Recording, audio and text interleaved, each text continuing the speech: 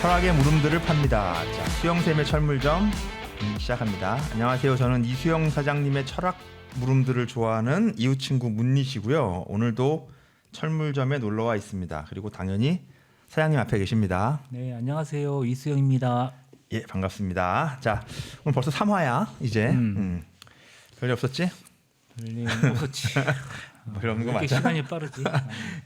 네, 요즘 이제 강의 때문에 일주일에 한 번 그 한백일 가거든. 근데 어제 갔는데 매주 갈 때마다 거기 산이 달라지는 거야. 이제 겨울에서 봄이 되니까 이제 매주 갈 때마다 초록초록 되는데 그 초록색도 매주가 다른 거지. 막 이게 좀 뭐라 그럴까? 막 살이 찐다 그럴까? 막 포실포실해지는 느낌이 막 드는 거야.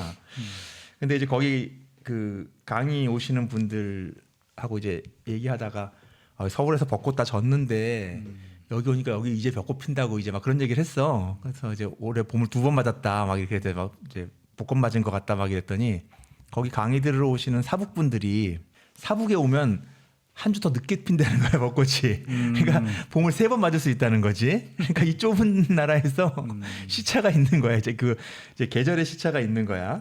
아마 이제 수영 고향이 이제 바닷가니까 바다도 아마 봄 되면은 달라질 것 같고 그것도 아마 이제 계절마다 시차가 있지 않을까 싶은데 동해나 서해나 이제 그렇지 않을까 싶은데 이런 얘기 왜 하냐면 그 AI가 진짜 핫하잖아 지금.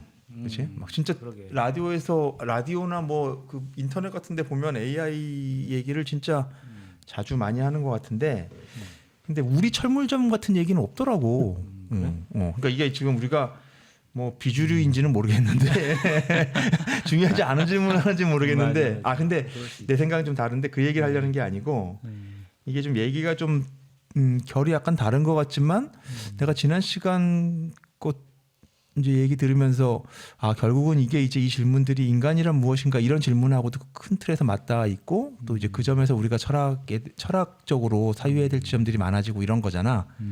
그런 점에서 아마 다른 여러 AI에 대한 질문들도 있지만 이제 우리 질문들이나 이런 것들을 같이 비교해서 읽다 보면 마치 이제 시차는 좀 다르지만 이게 큰 틀에서 이제 AI와 또는 이제 뭐 AI가 아니더라도 철학과 관련된 인간에 관련된 여러 질문들을 여러 이 그 시간적 느낌의 어떤 그런 색조의 변화같이 느낄 수 있는 기회도 되지 않을까. 그래서 오늘 이제 그 이수영 사장님의 이 신상을 기대하면서 왔다. 이제 이런 얘기를 하려고 하는 거지. 자, 오늘은 어떤 얘기 해주실 거임? 오늘은 약간 쉬어가는 느낌으로 지금까지 AI와 관련해서 뭐 프로이트를 좀 봤잖아. 근데 오늘은 AI 자체가 어떻게 작동하는가 그거 자체를 좀 약간 기술적인 다룰 필요가 거야? 있다. 약간 기술적으로 좀 다룰 필요가 있지 않을까. 좋아요. 쉬어가는 의미도 있고 그다음에 내가 솔직히 AI에 대해서 정확하게 어떤 철학적 결론을 내리고 있는 게 아니라서 어떤 결론으로 나갈지 잘 모르겠어. 지금 공부를 하는 중인데 공부하는 시간도 좀 벌고 그렇게 하면서 오늘은 이제 기술적인 측면을 좀 얘기해 보려고 어떻게 인공지능이 작동하는가. 좋아. 인공지능이 뭐 훌륭하다, 멋있다, 뭐 이런 대단하다 이런 이야기는 많은데 작동 원리 자체를 우리가 잘 모르니까 옛날 우리가 썼던 뭐 다음 뭐 이런 야후 재팬 뭐 이런 거 있잖아. 그런 것과는 또 어떻게 다르며 이제 로봇 옛날 로봇하고 지금 인공지능이 가미된 로봇은 또 어떻게 다르고 그런 것들을 좀 기술적으로 좀 분석을 해볼까. 아주 전문적으로 접근할 수 있는 능력은 없는데 몇 권의 이제 책을 참고해서 이야기 좀 해볼까. 옛날에 그 야후 이런 것들도 다 인공지능이었구나. 아니 인공지능은 아니지. 옛날 그 컴퓨터인데 그치? 옛날 컴퓨터하고 지금 AI는 인공지능인데 방식이 접근 방식이 완전 다르다는 거지. 오케이. 그래서 요것들을 다루는데 내가 참고한 자료들이 좀 있는데 이걸 이야기를 해줘야 되겠지. 예를 대표적으로는 박태웅 씨가 있는데 박태웅의 AI 강의 2025 버전이 있더라고. 근데 내가 이걸 사서 읽었는데 최근에 2016이 있는 거 같더라고. 2016이 나왔어. 그러게. 근데 내가 목차를 확인해 나도 2025를 사놨거든. 근데 얼마 전에 나온 거야. 그치? 근데 목차를 보니까 앞부분 쪽은 상당히 많이 겹치고 뒤쪽이 또 이제 워낙 빨리 그렇지, 바뀌니까 뒤쪽을 좀 추가를 되게 중요한 문제가 생겼다고 생각했는지 추가를 또 그런 하셨더라고. 그럴 것 같아. 어. 그래서 우리 AI 세미나 팀에서 다음에 할 책을 이걸로 정했는데 어. 2026을 또 사야겠더라고. 그렇지. 뭐 지금 공부하려면 어쩔 수 없지 그거는. 그다음에 정동훈 씨의 생성형 AI 너 때는 말이야 뭐 이런 청소년 대상이 얇은 책이 있는데 우리는 너무 모르니까 청소년 대상 책도 봐야지. 그치. 오히려 그게 고맙지. 그치. 오히려 청소년 눈높이에서 얘기해주면 훨씬 더 독자를 더 편안하게 상정하고 하겠네. 맞아. 그다음에 김대식 씨라고 뭐 어, 뇌과학자 그치. 있잖아. 예. 그분이 쓴 뭐 인간 대 기계라는 그런 책이 있더라고. 그건 나온 지 꽤 됐는데 그 그치. 책은, 그치? 좀 된 것 같아 꽤 그거는. 다뤘더라고.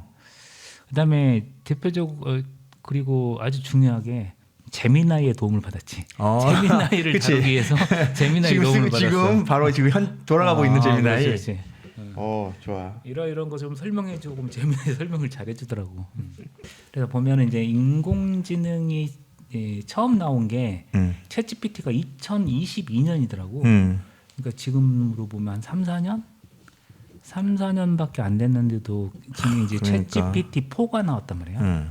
그래서 엄청 변화가 있는 건데 챗GPT 1이 2022년이라는 얘기지? 22년 11월 달이더라고. 음.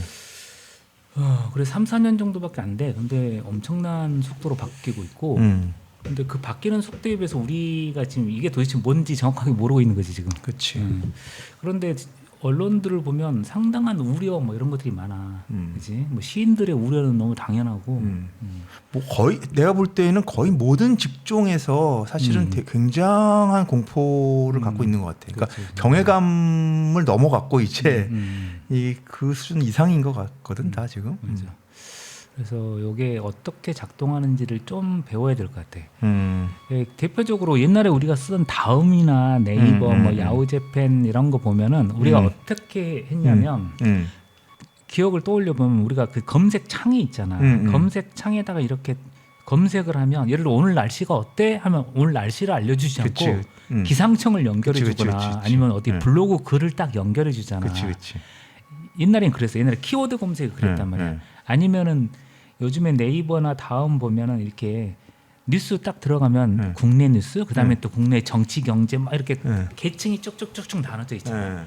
그러니까 계층적 접근 이런 식으로 구조가 돼 있었어 옛날에. 그래서 근데 지금 인공지능 그렇게 하지 않고 그냥 내가 대충 말을 해도 내가 무슨 말을 하는지 맥락을 이해한 다음에 전체의 답을 다 찾아줘. 지금 기상청을 연결해 주는 게 아니라 수많은 정보들을 다 검색해서 오늘의 날씨와 관련된 모든 걸 찾아주는 거지.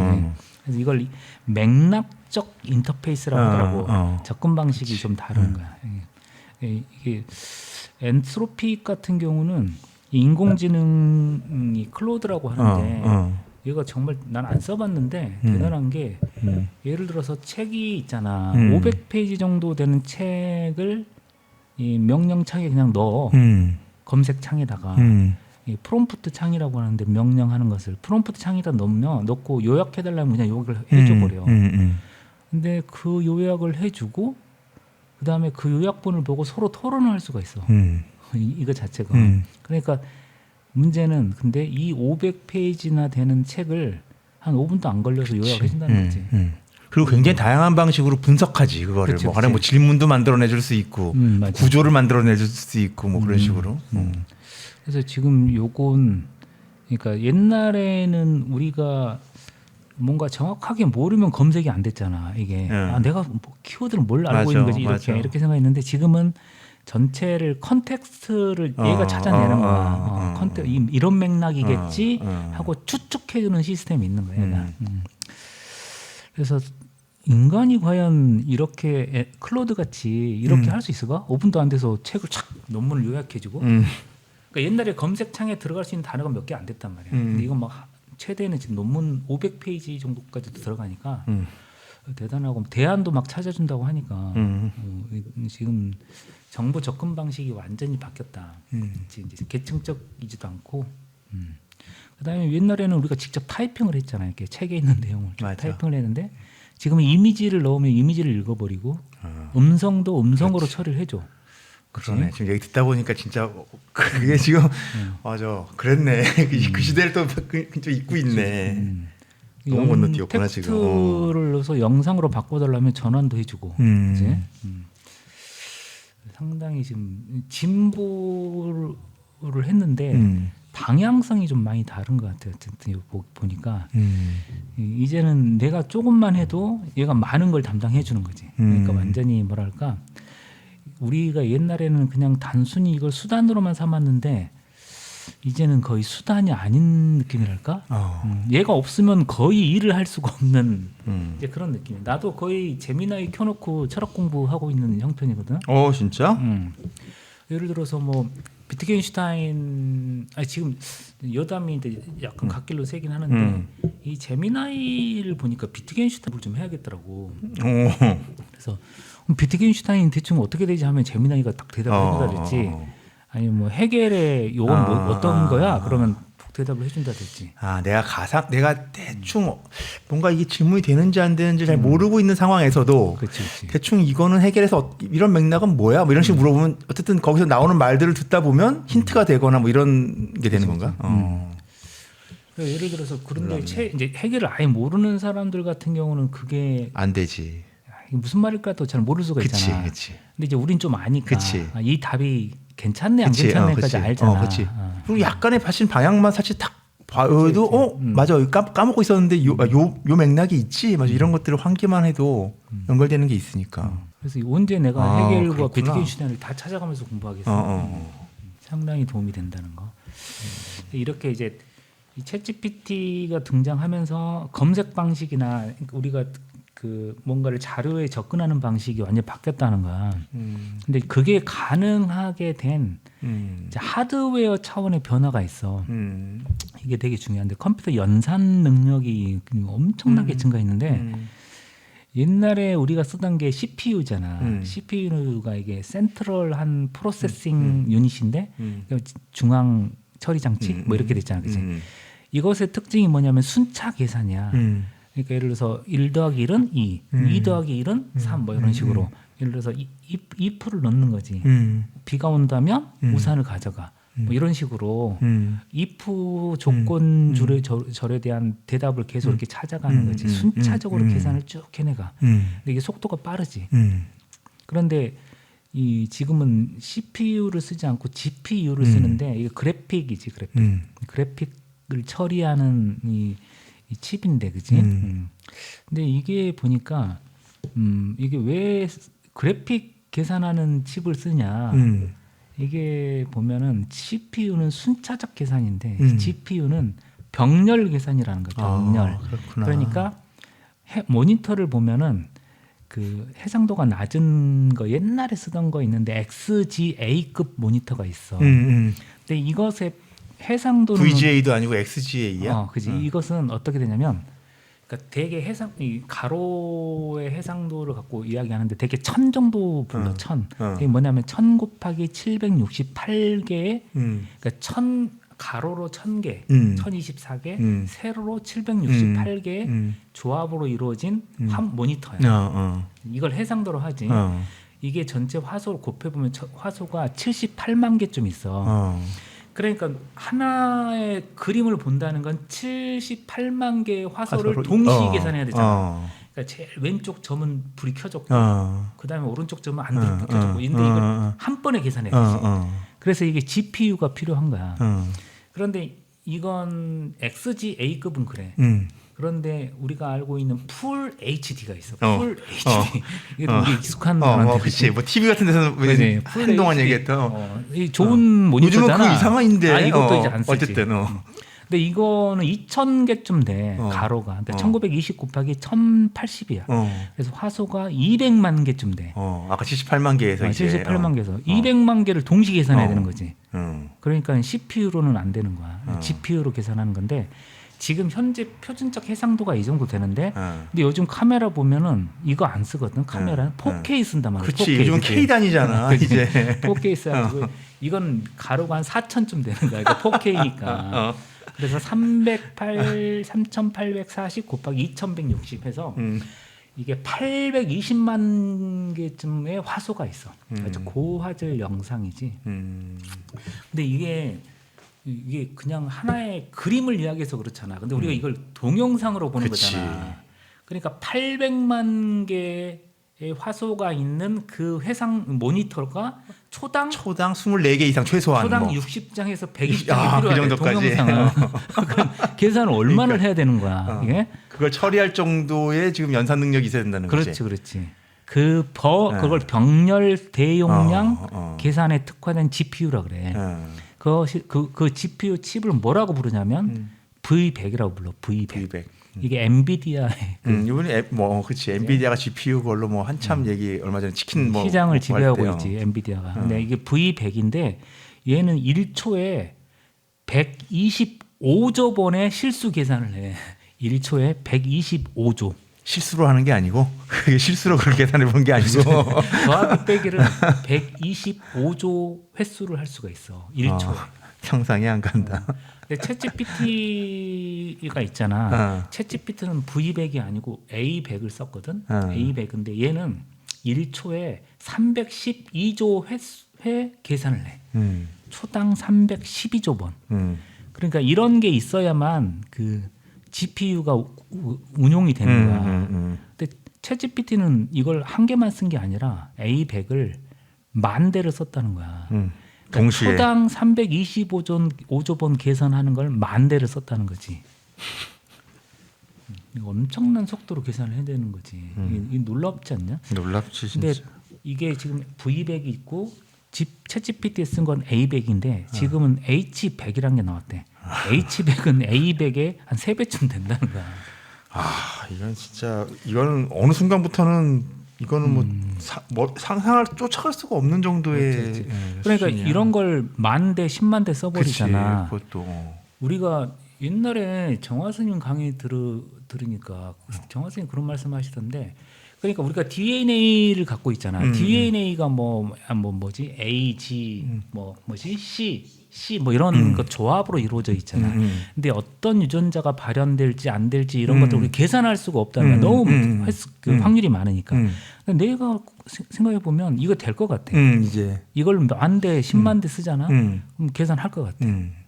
유전자지도 나오는 거지 이제 다 그렇게. 그러니까 어떤 병까지 다 예측할 수 있지 않을까 싶더라고.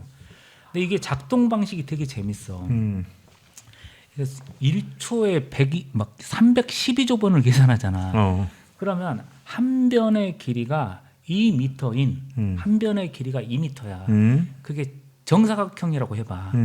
그러면 한 변의 길이가 2m인 정사각형에 내접하는 안으로 접하는 원이 있어. 그 원의 넓이는 어떻게 돼?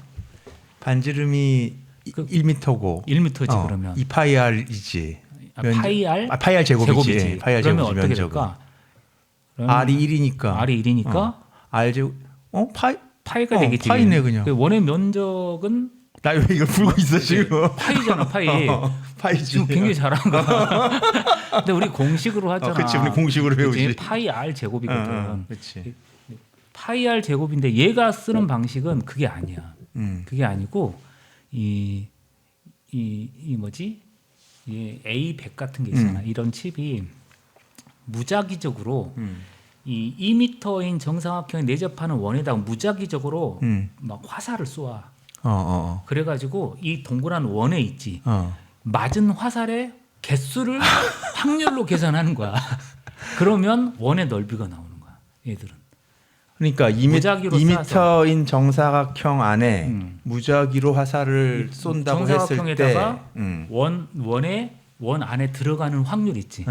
무작위적으로 쏴가지고 들어가는 확률로 넓이를 계산하는 거야. 굉장히 단순하지. 얘들은. 그냥 물량 공세로 한다는 얘기네. 이제 그냥 그 정도로 계산할 수 있으니까 초당 312조 번이니까.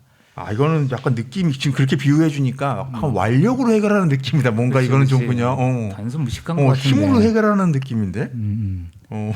진짜. 이게 바로 무서운 지점인 것 같아. 이게 막 10,000대, 100,000대 이게 결합돼 있으면 아주 단순 계산을 너무 빨리 해버리는 거지. 그거 뭔가 좀 의미심장하다. 이게 지금 이제 하드웨어 차원에서 이런 변화가 있어서, 그러니까 궁극적으로는 GPU가 엄청 발전하고 있다는 거야. CPU를 대체하면서. 그래서 이제 병렬 계산해주는 컴퓨터가 발전해 있고, 두 번째로는 이제 AI가 인공지능이잖아. 아티피셜이니까 인텔리전스잖아. 그러니까 인공지능이라는 뜻은 지능이 원래 있었다는 거야. 자연지능이. 그러니까 그 뇌잖아, 인간 뇌. 그러니까 인간 뇌를 복제하는 방식으로 지금 작동하는 걸 인공지능이라고 부르는 거지. 그러니까 뇌와 AI가 관련성이 있다는 거잖아. 그치? 그래서 이게 옛날에 수학적으로는 다 밝혀져 있어. 뇌가 어떻게 작동하는지를 수학적으로 다 연구를 했어. 그래서 뉴런의 작동 방식이 뭐냐면 이게 0, 1 이렇게 움직인다는 거야. 뉴런이 이 뉴런과 이 A 뉴런에서 B 뉴런으로 옮겨질 때 전기적 신호가 0과 1의 방식으로 움직인다는 거야. 붙고 떨어지고 이 말이지 사실은. 그치. 전기적 강도에 따라서 그렇지. 근데 이게 그냥 컴퓨터의 논리라는 거야. 그러니까 신경과학의 논리와 이 논리 기계의 논리가 연결되기 시작한 거야. 수학적으로. 이게 1940년대 이루어진 일이야.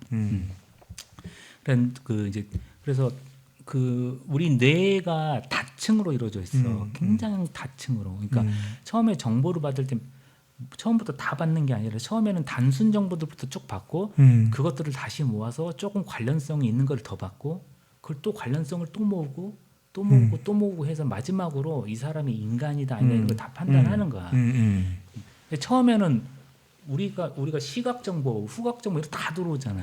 그런 걸 다 받으면서 전부 다 관련성들을 점점 좁혀가면서 인간이고 뭐 어떤 규정을 하게 된다는 거야. 근데 그렇게 다층적인 구조를 인공지능도 똑같이 갖고 있어. 이게 그게 바로 딥러닝이야. 딥러닝. 딥러닝은 인간 뉴런의 작동 원리를 본딴 거야. 그래서 뉴런 시냅스, 뉴런하고 그 시냅스라고 그러잖아. 시냅스의 작동 방식과 비슷한데 이게 이제 어떻게 작동하는지를 많이 이야기를 해놨더라고. 예를 들어서 이런 건데 고양이 이 그림을 주고 고양이 사진인지 아닌지 알아내라. 이게 옛날에 이 딥러닝 이전에 그러니까 인공지능 이전의 방식이 있는데 그게 뭐냐면 고양이의 특징이 뭔지를 사람이 다 입력을 해주는 거야. 눈이 2개, 귀가 뾰족해, 수염이 있어, 다 입력을 해줬는데 못 찾아. 왜 못 찾을까? 어린아이는 뭐 4살쯤 돼도 다 구별하는데 이게 옛날에 전문가 시스템이라고 하거든. 인간이 고양이의 모든 특징을 다 입력했는데 못 찾아. 그건 뭐냐면 그렇게 특징을 입력할 수가 없다는 거야 사실은. 우리 단순한 특징도 특징들을 모아서 어떤 개체를 규정할 수가 없다는 거지 사실은. 이게 그러니까 이런 걸 보면서 내가 그 비트겐슈타인과 좀 비슷하다고 느끼는 건데, 그러니까 우리가 언어를 배울 때 엄마한테 언어를 배울 때 언어의 문법을 안 배웠다는 거야. 뭘 배웠냐면은 용법을 배웠다는 거야. 이렇게 사용법을 배운 거지. 엄마가 뭐 고개를 저으면 저게 아닌가 보네. 이런 거지. 언어 문법적 규칙을 배운 적이 없잖아. 그러니까 실제로 장기를 더 가면서 장기를 배우듯이 옆에 서가지고 그지? 요렇게 쓰는구나. 상을 이렇게 움직이는구나. 그런 것처럼 언어를 배우듯이. 그러니까 우리는 언어를 배우는 그 방식이 어떤 대상의 본질에 접근해서 배우는 게 아니라는 거야. 근데 옛날에는 그렇게 본질에 자꾸 접근하려고 했기 때문에 고양이를 못 가려냈다는 거야. 그럼 어떻게 하냐면 이제는 아까 GPU를 장착하고 있잖아요. 이제 딥러닝 할 수 있는 인공지능이. 그러니까는 사진 한 15만 장을 줘버려 얘한테. 고양이 사진을 15만 장을 주고 얘가 계산하게 하는 거야. 어떤 특징이 있는지 네가 찾으라고 그래. 그럼 예를 들어서 사진을 막 얘가 막 다 비교할 거 아니야. 차근차근. 얘가 찾아내는 특징이 막 1억 개가 될 수도 있고 10억 개가 될 수도 있고 그걸 다 찾아내게 하는 거야. 이게 컴퓨터 속도 너무 빠르니까. 그래가지고 답을 만들어내게 해. 이게 고양이냐 아니냐. 그러면 예를 들어서 얘가 고양이라고 맞추잖아. 맞추면은 이제 된 건지만 못 맞출 수 있잖아. 그치. 못 맞추면은 뭘 해야 되냐면 얘 틀렸다 그러면 얘가 컴퓨터가 다시 분석을 해. 다시 분석을 하는 게 아니라 그게 아니라 지가 찾은 지금까지 특징 있잖아. 특징들을 모아 가지고 이건 고양이야 이렇게 했을 거 아니야. 그런데 얘가 A라는 특징, 얘를 다리가 4개, 다리가 4개라는 특징이 있다고 쳐봐. 그거하고 귀가 2개. 그 다음에 또 뭐가 있을까? 뭐 꼬리가 1개 이런 거 있잖아. 여기다가는 점수를 1점, 1점, 1점을 줬어. 근데 요 특징들을 다 합하니까 강아지가 되기도 해. 그렇잖아. 그러면 예를 들어서 뭐 또 다른 특징을 찾아야 되잖아. 아, 이런 특징에는 1점씩 줄 게 아니라 0.5점쯤 줘야 되겠고. 근데 점수 조정을 지가 하는 거야. 지금까지 특징들에도 점수를 부여하면서 자기가 답을 찾았는데 이게 틀렸다 그러면 자기가 주는 점수를 바꿔야 돼. 이걸 가중치를 계산한다고 하거든. 혹은 매개 변수를 바꾼다 그래. 수학적으로는 그렇게 이야기하더라고. 그러니까 이렇게 패턴 중에서 가중치를 자기가 계속 바꿔가는 거야. 고양이 사진에서 찾은 특징의 가중치를 바꿔. 그렇게 해서 찾아내는 거야. 그런데 챗GPT는 이렇게 찾아낸 매개 변수 가중치가 있잖아. 1750억 개라는 거야. 1750억 개? 미치겠다. 이 숫자들이 지금. 1750억 개의 변수를 지가 조정해서 고양이를 찾는 거야. 1750억 개의 변수를 조정해서 지가 판단을 한다. 그렇지, 그렇지. 챗GPT. 이게 무슨 말이냐면은, 그러니까 예를 들어서 우리가 쉽게 생각해서 우리가 컴퓨터라고 생각해 보자. 그러면 내가 날씨를 예측을 해야 돼. 그럼 변수가 하나만 있다고 해보자. 변수가 하나만. 구름만 있다고 해보자. 그러면 오늘 구름이 있으면 비가 와. 구름이 없으면 비가 안 와. 이렇게 되겠지. 그럼 내가 예측을 했어. 구름이 오면 그 플러스 1이라고 치고 그럼 비가 와. 이렇게 했는데 오늘 비가 안 오잖아. 구름이 있는데도. 그럼 나는 변수가 하나밖에 없으니까 이게 변수가 하나밖에 없으니까 잘 안 맞지. 그럼 뭘 또 변수를 하나 더 갖고 와야 될 거 아니야. 그럼 온도, 기온을 또 가져와야 되겠지. 그럼 기온만 갖고 또 안 돼. 그럼 또 뭘 해야 될까? 뭐 습도 뭐 이런 것들. 이런 게 여러 가지가 있겠지. 그럼 변수가 늘어날 때마다 점점 더 정밀해지겠지. 날씨를 그렇겠지. 예측할 때. 그런데 챗GPT는 그런 변수가 1750억 개라는 거야. 그러니까 1750억 개의 변수를 순간적으로 계산할 수 있는 거지. 그러니까 이걸 이야기하면 변수가 딱 1개일 때면 1차원인데 변수가 2개면 함수로 2차원이란 말이야. 구름이 많으면 비가 온다. X이면 Y다. 이게 함수잖아. 그렇지? 2차원의 함수. 그런데 차원수가 하나 더 늘어나면 3차원이 되잖아. 입체가 되는 거지. 4차원이 되면 우린 벌써 계산이 잘 안 되잖아. 그럼 1750억 개라는 건 차원이 1750억 차원이라는 거야. 말도 안 돼. 4차원도 지금 상상이 안 그렇지, 가는데. 그렇지. 그런 식으로 차원이 이루어진 것. 철학적으로는 이걸 들레즈가 다양체라고 하는데 1750 차원으로 이루어진 다양체라는 거야. 근데 이건 많은 것도 아니야. 지금 챗GPT는. 챗GPT 4는 이거보다 더 나아간 거니까. 그렇지. 이렇게 제미나이가 딥러닝의 방식이 제미나이한테 알아보니까 딥러닝의 방식이 이런 거야. 고양이라는 대상을 주잖아, 사진을. 그러면 수많은 데이터 속에서 반복되는 패턴을 찾아가지고 예측을 하는 시스템이야. 얘가. 그러니까 패턴을 찾는 것이지. 그러니까 사용법을 찾는 거야. 이게 고양이라고 사용되는구나. 비트겐슈타인처럼. 그런 거지. 이게 이따가 얘기가 나올지는 모르겠는데 내가 예전에 이거 챗GPT 관련해서 딥러닝 이거 들어서 정말 엄청 놀랐었던 기억이 있는데 나도 이게 아까 이제 막 뭐 이를테면 이제 고양이 사진 한 15만 장 정도를 주고 뭐 네가 분석해봐 뭐 이제 이 과정을 통해서 또 이제 뭐 오류가 생기면 그것에 대한 조정값을 스스로 조정하고 이러면서 이제 만들어진 거라고 했잖아. 근데 이제 그거는 이제 이것이 뭐 연산이라면 연산 처리되는 과정인데 그 중에 내가 되게 인상적이었던 거는 근데 그건 과정인데 근데 왜 그런 일이 일어나는지는 알 수가 없다고 들었거든. 그러니까 그게 어느 순간에 그게 도약이 일어난다는 식이었던 것 같아요. 정확한 표현은 모르겠는데 아무튼 그런 느낌이었거든. 그러니까 이게 일단 정보가 단순 정보가 어느 순간 하나의 질적인 변화가 오는 느낌처럼 들렸어. 그러니까 처음에는 고양이라고 우리가 보는 사진들이 그냥 입력이 되듯이 들어갔단 말이야.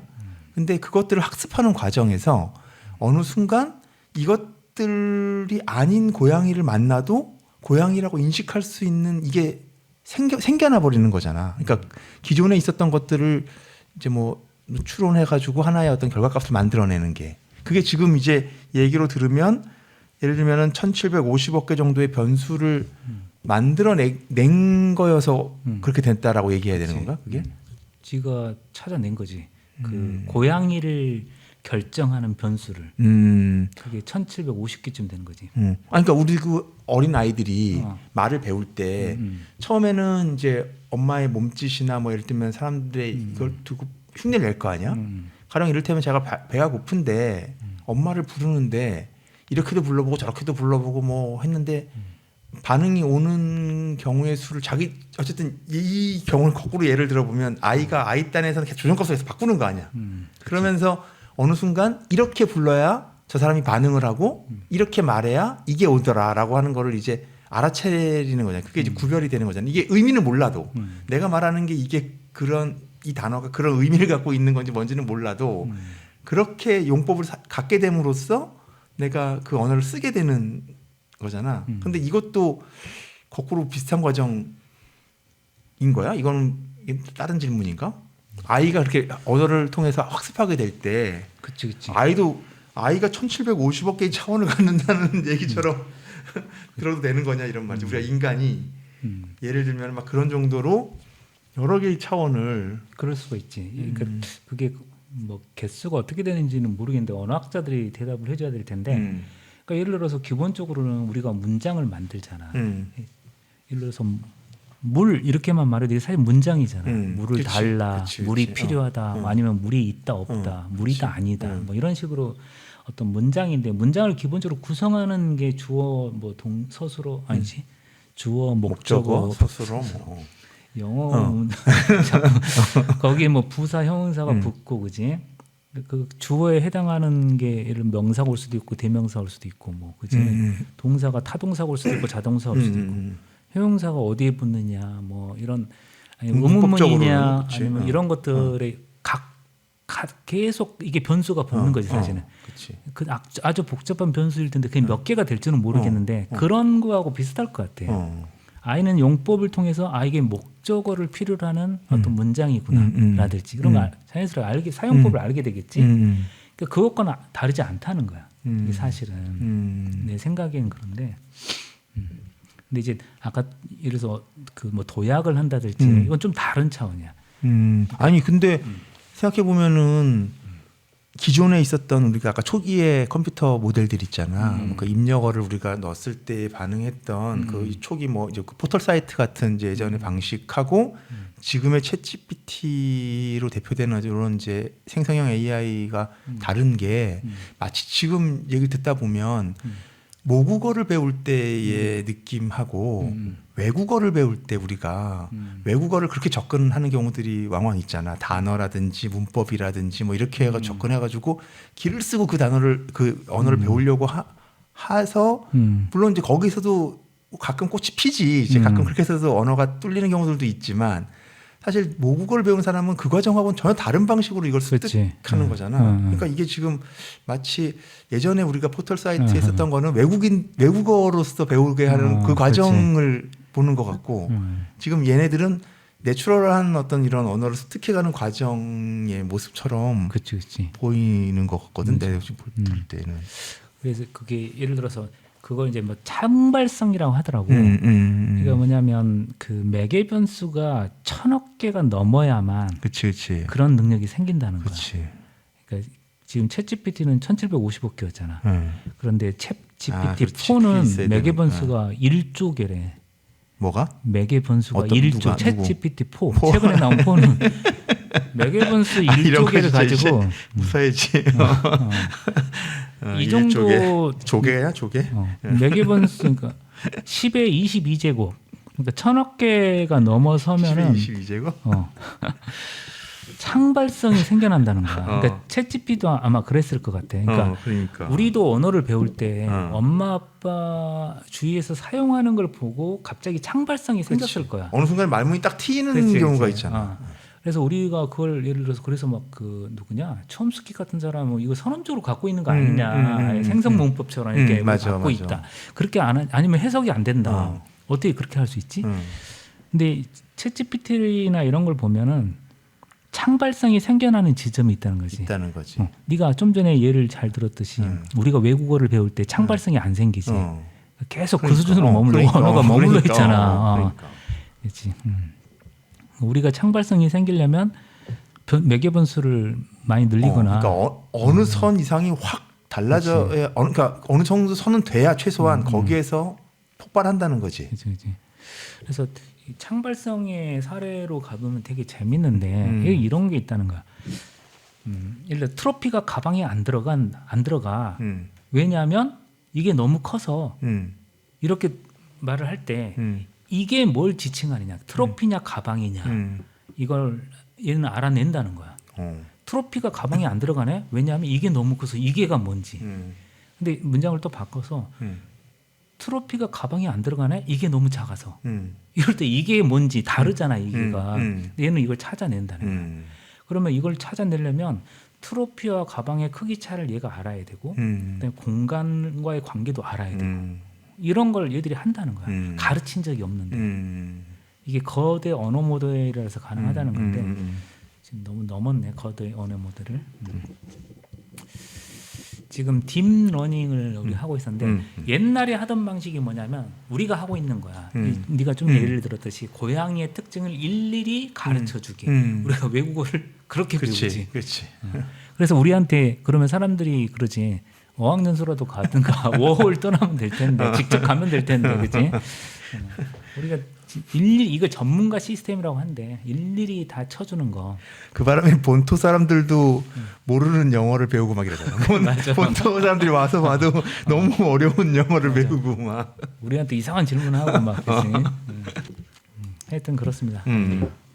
오차가 생기는 걸 스스로 조정해주는 그런 이제 그런 것까지 가능한 게 딥러닝의 학습 방법인데 이 딥러닝 인공신경망이라고 하는 거 이거 챗GPT를 통해서 한번 구체적으로 한번 이야기를 해보면 챗GPT의 뜻이 뭐냐는 거지 우선. 챗GPT 왜 그 이름을 그렇게 지었냐. 챗 자체가 대화형이라는 뜻이래. 대화형. 채팅. 왜냐하면 대화형이라는 게 되게 중요한데 그냥 우리 대화하듯이 질문하면 된다는 거야. 예전에는 안 그랬다는 거야. 컴퓨터한테 기계 언어가 따로 있는 거지 프로그래밍 언어가. 근데 지금은 우리의 자연 언어로 이야기를 하면 답을 알려주잖아. 그럼 대화를 할 수 있다는 게 뭘까? 그러니까 대화를 할 수 있다는 거야 얘랑. 그게 뭐지 그러면? 누구하고 대화를 한다는 게 뭘까? 이게 대화가 가능하려면 그 챗GPT 그러니까 상대방이 기억을 할 수 있다는 거야. 우리가 네이버 옛날에 썼을 때 네이버는 기억을 못해. 맞아. 그지? 매번 검색할 때마다 앞에 것과 아무 관련이 없어. 걔들은 기억이 없어. 그러니까 걔들은 대화가 안 되는 애들이야 사실은. 얘들은 대화를 해. 그지? 맞아. 앞에 했던 것과 관련시켜서 설명해 보면 이렇게 막 기억을 해주잖아. 그러니까 얘는 단기 기억을 갖는다는 거야. 그리고 우리의 자연 언어로 입력을 하면 답을 알려준다는 거지. 그래서 챗이야 챗. 챗. GPT의 G는 제너러티브의 준말이지 생성형이다 하는 거지. 그러니까 글이든 이미지든 동영상이든 이 학습한 걸 바탕으로 뭔가를 이미지도 생성해주고 논문도 생성해주고 그다음에 영상도 생성해주고 뭔가를 생성해준다는 거지. 옛날에는 그렇게 생성해주지 않았지. 이게 옛날에는 링크를 걸어줬지. 기상청 링크를 딱 주잖아. 그치? 여기 누르시오. 그럼 우리가 기상청으로 들어가게 됐지. 생성해주지 않았단 말이야. 옛날에는. 그다음에 P는 챗 GPT에서 P는 pre-trained의 준말인데 미리 학습된다는 뜻이지. 그러니까 어떻게 학습을 했나 보니까 이게 챗 GPT는 한 5조 개 정도의 문서를 학습을 했대. 5조 개의 문서가 뭐냐면은 이 가늠이 안 되는데 우리가 책을 몇 권쯤 읽었을까? 평생 한 10,000권도 못 읽었을 거 아니야. 네. 그렇지? 5조 개의 문서면은 인간이 만든 인터넷상에 있는 거의 모든 문서래. 그걸 학습을 했다는 거야. 그러면 전 세계에 네, 최소한 다 학습을 했고 그걸 어떻게 학습을 하냐면 여기서 전문 용어가 나오는데 이건 지금 알아둬야겠더라고. 얘들은 챗GPT는 3,000억 개의 토큰을 가지고 학습을 했대. 토큰. 우리가 버스 탈 때 쓰는 옛날에 토큰 있지. 이 토큰이 어떤 거냐면 이게 뭐 문서를 학습을 할 때 어떻게 학습을 시키냐. 그냥 문서를 그냥 막 외워버리냐. 문서 통째로. 그럼 이 문서하고 저 문서는 관련이 없어지잖아. 통째로 외워버리냐. 그러니까 이미지를 그냥 짝짝 받아들이는 것밖에 안 되잖아. 근데 그러면 문장을 이해하지 못하는 거잖아. 근데 얘는 문장을 이해해야 돼. 내 말을 알아듣잖아. 그럼 어떻게 되냐면 문장을 분석해야 되잖아. 학습을 시킬 때. 그럼 어떻게 학습을 시키냐면 얘가 보니까는 우리 말이 그 굴절어가 아니고 교차어거든. 교차어가 우랄 알타이어족이 교차어야. 그러니까 우리가 말을 할 때 먹었다는 먹이 어근이고 엇은 과거를 나타내는 시제고, 그지? 선함하로 언이고, 그지? 다는 종결형이잖아. 이렇게 분리할 수 있잖아. 그래서 먹었고, 먹으니, 먹어서 할 때 먹은 어근으로 분리를 할 수 있잖아. 이게 하나의 토큰이야. 일일 토큰. 그다음 엇도 하나의 토큰이야. 다도 하나의 토큰이고. 그럼 먹었 다음에 다가 나올 수 있고, 먹었 고도 나올 수 있지. 근데 먹었 가는 안 나오잖아. 이게 연결이 안 되지. 그치. 그러면 얘는 이걸 다 쪼개서 이걸 하나하나의 토큰이라고 불러줘. 그러면 얘가 먹에 결합할 수 있는 것이 무엇인지를 얘가 학습을 해가지고 먹에다가 같이 결합될 수 있는 걸 쭉 연결해 주는 거지. 확률적으로. 먹에다가는 엇이나 먹으니 먹고 뭐 이런 게 딱 붙을 수 있지. 먹가 이런 건 못 붙는다는 거지. 그런 식으로 학습하는 걸 토큰이라고 하는데 이게 3,000억 개라는 거야. 토큰이. 그런 식으로 얘가 학습을 한대. 그러니까 5조 개 정도의 문서를 학습했는데 그 문서를 학습하는 방식이 그치. 그걸 토큰화 시켜가지고 하는데 토큰이 몇 개라고? 3,000억 개라는 거야. 그걸 3,000억 개의 토큰으로 재정비, 재분류를 해서 그치. 그 5조 개의 문서를 그 토큰으로 학습을 한다는 거지. 패턴을 분석해 주는 거지. 얘는. 그러니까 먹 다음에는 엇이 오는 확률이 뭐 70%구나. 이렇게. 예를 들어서 내가 해겔의 지향이라는 개념이 무슨 말이니? 이러면은 얘가 학습을 했을 거 아니야. 그럼 해겔과 지향이 연결되어 있잖아. 해겔과 지향이 연결되어 있는 문서를 막 찾아내는 거지. 그치? 관련성이 옛날에 있었던 패턴을 막 찾아내는 거지. 그래서 답을 해주는 거야. 예를 들어 오늘 학교에서 축구를 했어요. 이런 게 있잖아. 그럼 학교하고 축구가 관련성이 많잖아. 예를 들어서 학교에서 포카를 했어. 이건 연결성이 떨어지잖아. 뭐 없진 않겠지. 드물드물 있겠지. 어떤 문서에. 그치. 근데 확률적으로 낮지. 그치. 얘는 그래서 확률을 계속 계산해 가는 거야. 이게. 그걸 뭐라고 부르냐면 트랜스포머라고 불러. 그래서 챗GPT의 마지막 T가 트랜스포머인데 이것도 그 인공지능의 사용 모델이지. 이건 뭐냐면 주어진 문장을 본 다음에 그 다음 단어가 뭐가 나올지 확률적으로 예측하는 딥러닝 방식이야. 그러니까 5조 개의 문서로 3,000억 개의 토큰으로 분리해서 상관성을 다 패턴화 시켜놨잖아. 그러면 어떤 문장을 주면 그 다음에 뭐가 올지를 패턴으로 다 알아. 예를 들어서 뭐 도쿄에 가서는 우에노로 간다면 어디를 가면 좋을까? 그러면 얘는 이미 학습되어 있기 때문에 우에노 다음에는 루트를 짝짝짝짝짝 확률적으로 이게 다 와. 이게 트랜스포머야.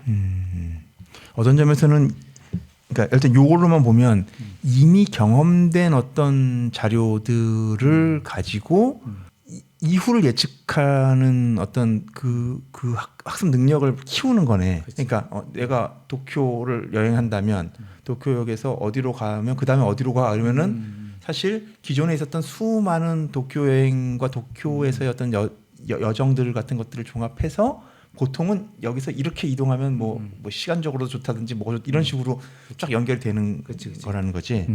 옛날에 우리가 도쿄 여행을 치면 도쿄 여행 우에노 이렇게 치면 블로그가 쭉 뜨잖아. 우에노라는 단어가 들어있는 블로그가 막 뜨잖아. 우리가 일일이 다 들어가가지고 글을 읽었단 말이야. 그 차이가 확 달라지는 거구나. 그렇지. 이제는 루트를 지가 딱 짜는 거지. 확률적으로 이렇게 하면 제일 확률적으로 연결이 되더라. 패턴을 찾아내는 거야 지가. 상당히 유용하지 우리한테도.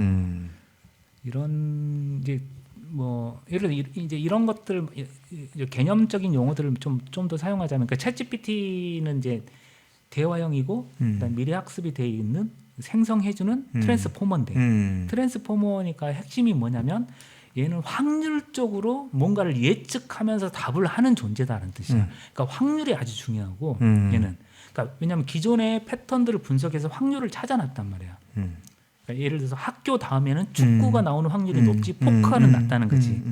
이런 식으로 이렇게 확률적으로 예측하는 러닝이니까 확률적으로 틀릴 수도 있지. 가끔씩. 뭐 어쩔 수 없는 특징이고 얘는 이제 답을 찾았잖아. 확률적으로 답을 찾았는데 얘는 아까도 나왔지만 틀린 답이 나오면은 얘를 조종할 수도 있어. 이걸 정렬이라고 불러. 얼라인먼트 한번 얘기한 적이 있는데 비윤리적인 답이 나올 수도 있잖아. 얘를 학습을 시켜야 됩니다. 그래서 인간이 질문을 다 써.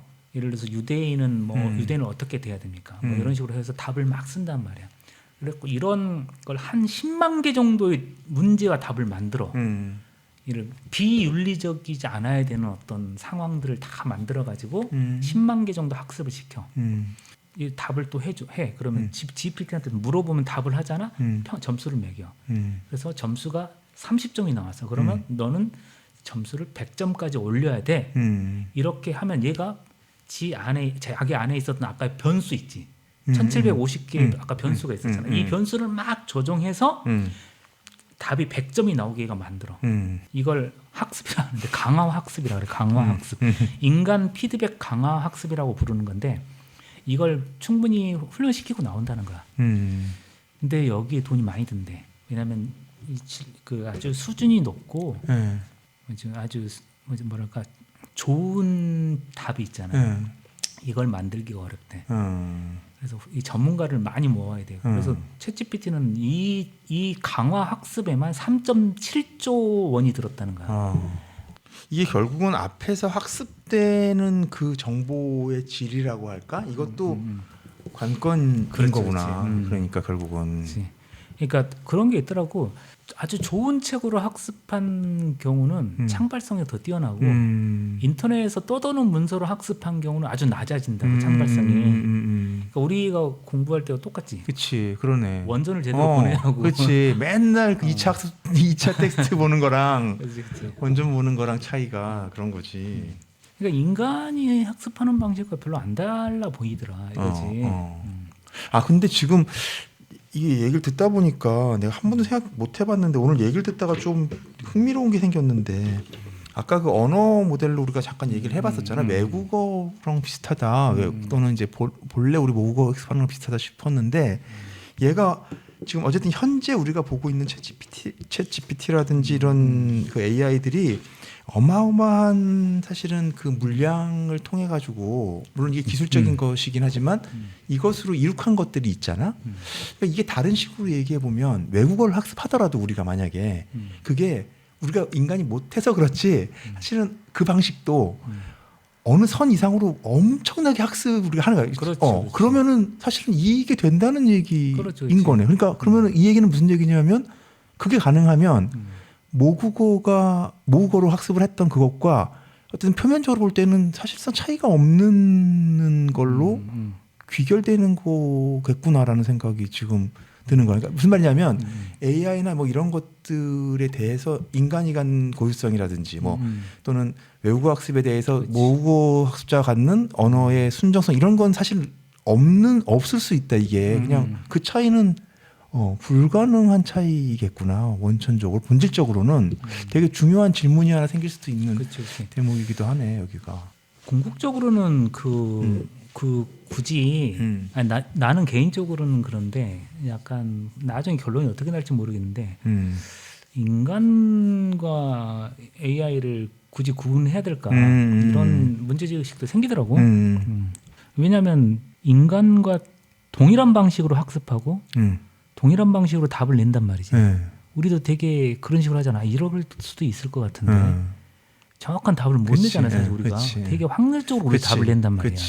특히 윤리적 질문들 같은 경우는 그렇게 다르지 않을 거다 아마. 그 문제는 되게 중요한 질문이 앞으로 되겠네. 그다음에 거대 언어 모델은 이제 그런 식으로 작동하는 거야, 그렇지? 5조 개의 문서를 토큰의 방식으로 말들을 분절해서 나눠가면서 확률적인 연결들을 공부를 했다는 거지.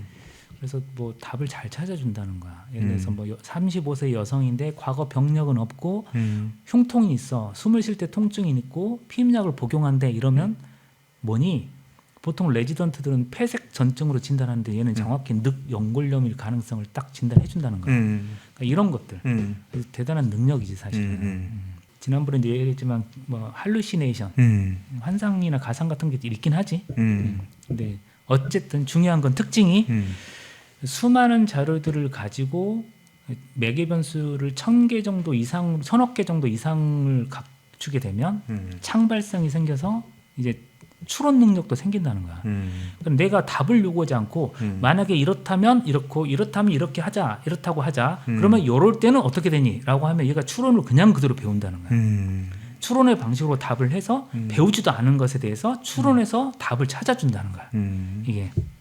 근데 이게 내가 보기에는 똑똑한 아이들이 다 하는 거야. 예를 들어서 이렇게 하면 아이들이 그러면 할머니는 옛날에 그랬을 때 그런 거 아니야? 뭐 이런 식으로 얘가 추론해서 답을 했잖아요. 우리가 당황하게 할 때가 있잖아. 근데 별로 안 다른 것 같은 느낌이지. 로봇에 대해서만 이야기를 잠깐 하고 이게 그러니까 지금 이제 휴머노이드 로봇이라고 하잖아요. 이게 피지컬 AI. 그러니까 AI가 이제 육체를 갖기 시작한 거잖아요. 이게 요것도 되게 놀랍더라고. 그러니까 옛날에 로봇은 어떻게 했냐면 옛날에는 지능을 부여하지 않고 로봇에게 명령을 입력했다는 거야. 그러니까 이런 거지. A 지점에서 집게를 5cm 내리고 10N의 힘으로 쥐고 B 지점으로 이동해 이렇게 돼 있어. 그런데 물체의 위치가 1cm만 틀려도 얘는 움직임을 못 한다는 거야. 명령대로만 해야 되니까. 그렇지? 유연성이 없어. 결정론적이죠 완전히. 그런데 요즘 로봇은 안 그렇대. 지금 인공지능이 결합되어 있는 것들은 뭐냐면 가장 큰 특징이 딥마인드의 알로하라는 로봇도 있고 우리나라의 현대자동차의 그 뭐지? 그 아틀라스가 있고 그다음에 그 뭐냐? 그 일론 머스크의 그 뭐지? 젠이라고 하는 건데 그런 로봇도 있어. 몰라 아틀라스 그 술 먹고 춤추는 것 같은 영상밖에 안 봤어. 옵티머스 트로트 맞아 그지? 너무 웃겼어. 한국형 로봇이 맞다고 필 자체가. 근데 이제 그런 로봇들이 어떻게 작동을 하냐면 예전에는 명령을 입력시켜줬잖아. 함수를 다 입력시켜줬단 말이야. 그렇지? 근데 지금은 사람이 하는 동작을 이렇게 50회 정도만 반복시켜주면 그걸 그냥 그대로 익힌다는 거야. 학습을 한다는 거예요. 그런데 트랜스포머가 적용돼 있어. 그 트랜스포머가 아까 뭐라 그랬냐면 예측을 한다 했잖아. 확률적으로 예측을 한다 했지. 그 예측하는 시스템이 있기 때문에 이 동작 다음에 무엇이 나와야 될지 예측하면서 얘가 움직인다는 거야. 그러니까 동작이 아주 부드러워지는 거지. 그걸 안 썼으면 하나하나 움직임을 다 제어를 해야 되는데 그렇지 않아도 된다는 거지. 그러니까 입력된 동작을 행하는 게 아니라 그렇지. 자기가 학습을 해서 예측하면서 그 행위를 해나간다는 거잖아. 이 동작과 이 완전히 동작 달라진 사이의 거지. 관련성을 패턴을 지가 학습을 하고 그래서 그 다음 자기가 동작을 하고 그래서 아주 정교한 동작을 다 한다는 거야. 예를 들어서 뭐 계란 스크램블도 만들 수 있고 그러니까 계란을 잘 잡아야 되는데 이걸 강도를 얼마나 잡기를 계산해서 명령을 넣은 게 아니라 얘가 그냥 학습을 한다는 거지. 이러면 깨지고 안 깨지고를 다. AI가 되고 싶다. 이거 AI 배우고 싶다. 지금 로봇은 신발끈도 묶을 수 있고 신발을 못 묶는 사람들도 많은데 혼자 묶을 수 있고 지퍼를 올릴 수 있다는 거야. 옷의 지퍼를 이것도 할 수 있고 뭐 혼자 알아서 엘리베이터를 탈 수도 있고 뭐 이런 것들. 이런 것들이 뭐냐면 내가 인간이 조금 보여주잖아. 삶의 형태를 보여주잖아. 이걸 통계적으로 모방을 한다는 거야. 챗GPT처럼. 그래서 이게 비트겐슈타인의 언어 게임에서 말한 것처럼 아이들이 어른들이 쓰는 걸 보고 배우듯이 인간이 쓰는 걸 보고 그대로 배운다는 거야. 이걸 모방학습이라고 불러. 로봇은 요즘 로봇은 그래서 모방학습을 해. 그래서 하나의 동작을 몇 번 보여주면 얘가 패턴을 찾아가지고 모방을 해. 이게 더 중요한 건 뭐냐면 전이학습이 가능하대. 뭐냐면 각 로봇가 동작을 다 다르게 배워. 근데 이 로봇을 동시에 같이 전이를 시켜버려. 그러면 다 하나처럼 하나의 동작이 되는 거야. 이게 그러니까 하나가 배우면 전체가 다 배우게 되는 다 배우는 거고. 거지. 각자 배운 것들이 모두에게 다 적용되고. 적용되고. 그러니까 맞아 그 얘기는 들은 거 같아. 새로운 로봇을 즉시 현장에 투입할 수 있다는 그게 거야. 무시무시하지. 그리고 값이 엄청 싸졌대. 근데 지금 얘기 들어보니까 모방학습 같은 경우에 지금 횟수가 현저하게 생각보다 엄청 짧네. 뭐 그렇대. 조금만 보여주면 되는 거. 그러니까 인간의 한 동작, 그러니까 아주 단순한 동작은 예를 계란 하나를 지는 거 동작 있잖아. 이거 단순하잖아. 근데 이거 옛날에 명령을 입력하려면 이건 아주 어려운 일이 되는 거야. 근데 명령을 입력하지 않고 패턴을 분석하게 하면 이게 된다는 거지. 이게. 아주 유명한 건 그 옛날에 알파고 네가 바둑 좋아하잖아. 알파고 제로. 알파고의 마지막 버전을 제로라고 하는데 알파고 제로. 얘가 이제 아까 얘기했죠. 강화 학습을 내가 아까 이야기했었잖아. 아까 강화 학습에 대해서 잠깐 이야기를 했었는데 그게 뭐냐면 뭐 인간 그러니까 뭐냐면 점수를 주고 조정하는 거지 조정을 자기가. 하게 하는 거잖아. 이 피드백 강화 학습이라고 하는데 인간 피드백. 얘가 그렇게 했었다는 거야. 알파고 제로가 기보를 본 적이 없대. 맞아. 기보를 맞아. 처음에 할 때는 기보를 분석해가지고 공부하게 했고 그 다음에는 기보 없이 맞아. 기보를 없고 바둑의 기본 규칙만 알려줬대. 근데 3일 동안 지 스스로 490만 판의 셀프 대국을 했대. 3일 동안 490만 판을 한 거야. 알겠지? 그렇게 해서 자기가 이기면 보상을 해주는 강화학습을 해가지고 100점 100선을 기록했다는 거야. 얘가 바로 이런 거지. 이것도 기계니까 어쨌든 바둑을 두는 기계잖아. 그래서 이제는 휴머노이드는 사람과 비슷하게 안 만든다는 거지. 기능을 강화해버리고 뭐 이런 거지. 그리고 심지어 이제는 사람이 알고리즘을 안 짠대. AI가 스스로 강화학습을 해가지고 스스로 짠다는 거야. 그 부분이 이제 우리가 뭐 무기라든지 전쟁이라든지 이런 데에서 또 두려움을 느끼는 것 중에 하나인 거잖아. 그러니까 단순히 AI의 기능이 인간을 뛰어넘는 걸 이상으로 그거를 뭐 통제라는 말이 적절할지 모르겠지만 그거를 조정하거나 그거를 앞으로 변형시키는 것 안에 인간이 개입하지 않고도 AI끼리 자기들끼리 작전을 짜거나 임무 수행을 하거나 새로운 걸 개발하거나 하는 거를 하게 되는 정도까지 지금 이제 이른 거 그거 관련 그것 때문에 막 사람들이 막 그 유발 하라리도 그러던데 그런 것들이 위험하다. 이제 근심 보통 걱정 그런 식으로 이런 게 있는 것 같아. 뭐 없을 리는 없는데. 아니 이번에 그 이란 전쟁에서도 사실은 뭐 그 문제가 약간 있었던 게 아닌가 싶은데. 표적을 잘못 맞췄지, 그지? 학교가 맞았는데. 그거랑 엔트로피인가 거기서 철수 한 개 빠진 게. 거기서 요구한 뭐 두 가지 기본 요구 중에 맞아. 뭐가 안 지켜졌는 건데 그 중에 하나가 아마 그 모든 최종적인 그 권한을 인간이 가져야 된다라고 하는 건데 그게 아니게 작전이 수행되는 걸 본 게 아니냐 뭐 이런 식의 의혹도 있더라고. 이제 그 하여튼 간단히 한번 이제 정리를 해보면 그러니까 AI 그러니까 인공지능과 인공지능이 탑재된 로봇 요것들이 어떻게 작동하는가 보니까 옛날에는 이렇게 수학적으로 우리가 함수를 다 줬는데 연산을 해서 다 줬는 거. 그다음에 언어도 그 문법 규칙을 다 줬는데 고양이의 특징을 다 줬는데 이제는 그게 아니고 얘들이 귀납적으로 움직인다는 거야. 연역적이지 않고. 그러니까 철학적으로 흉의 승리인가? 경험론이 지금 이제 경험론의 다시 승리인가? 경험론이 도래한 겁니까? 그렇게 보여. 그러니까 귀납적이고 되게 관습적이라는 거야. 그 능력을 최대한 활용해서 살고 있다는 거지. 이렇게 정리를 해보겠습니다. 아 재밌네. 오늘 거는 더 흥미진진하네. 그리고 또 이게 AI에 대한 어떤 약간 정리도 되는 것 같아. AI가 어떤 특징을 갖고 있는지 어떻게 작동하는지 이런 것들을 좀 뭐 이렇게 저렇게 사실 들어본 것도 같은데 이렇게 직접 얘기를 들으니까 또 훨씬 더 감명해지고 궁금증도 많이 생기고 그러네. 내가 아주 완전히 기술적으로 알지는 못하는 영역. 아니야 이게 좋은 것 같아. 이게 우리가 같이 이제 사장님이 공부해서 공부하면서 정리하는 거와 질문이 있으면서 같이 얘기가 되고 나는 또 이제 내 수준에서 또 이제 얘기를 해보고. 이게 굉장히 아까 GPU 이야기도 했지만 디지털적인 뭔 건데, 그렇지? 이걸 지금 라디오라고 하는 아날로그로 설명하고 있으니까 이거 막 그림도 보여주면서 하면 더 좋았을 텐데. 이 극과 극은 통하고 필요한 분들은 다 GPT로 뭐 제미나이로 그림 같은 거 보고 싶으면 찾아보시라고 하고. 자, 오늘은 어떻게 인공지능이 작동하는가라고 하는 측면에서 우리 사장님한테 철학 얘기를 좀 들어봤는데 이런 얘기를 바탕으로 해서 앞으로 이제 계속 AI 관련된 질문들이 좀 더 진전될 것 같습니다. 오늘은 여기까지. 뭐 더 하실 말씀 있습니까? 아니, 없습니다. 예, 오늘 아주 그냥 1시간이 넘게 떠든 것 같은데 아무튼 열띠게 얘기해준 사장님 감사드리고 오늘 여기까지 마치겠습니다. 설문전 마칩니다. 감사합니다. 네, 감사합니다.